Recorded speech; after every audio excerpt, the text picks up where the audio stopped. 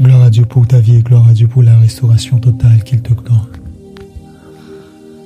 Je veux bénir Dieu pour ta vie et je voudrais demander à ce que tu puisses réfléchir sur ton identité de fils. Lorsqu'on dit que tu es fils de Dieu ou fille de Dieu, ça veut dire que tu portes en toi le gène. Et le premier gène que tu portes, c'est le sang. Tu n'es pas fils de Dieu parce que simplement tu as cru. Tu n'es pas fils de Dieu parce que simplement tu fréquentes une communauté. Tu n'es pas fille ou fille de Dieu parce que tout simplement tu as fait un choix, une acceptation de la personne de Jésus par son sang versé et le prix payé.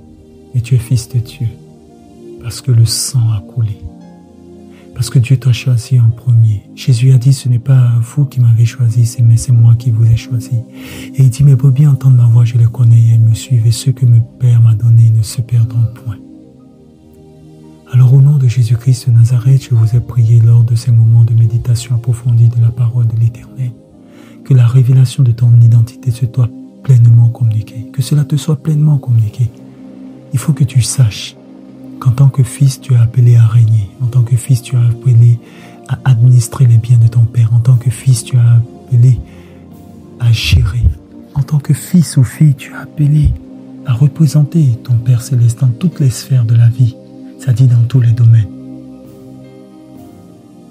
La nature de nos échecs prend souvent essence et genèse dans notre ignorance de notre identité.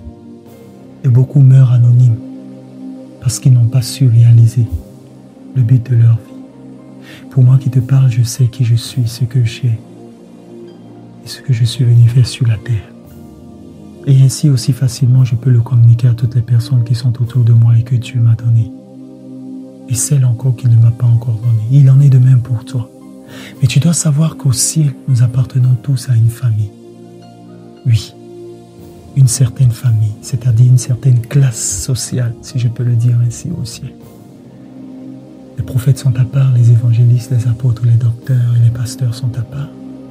Et il y a ceux-là aussi qui sont appelés à d'autres fonctions. Trouve, identifie ta famille céleste. De quel groupe appartiens-tu? Et tu verras que la flexibilité de ta mission sur la terre sera une évidence aux yeux de tous. Que Dieu te bénisse abondamment. Amen.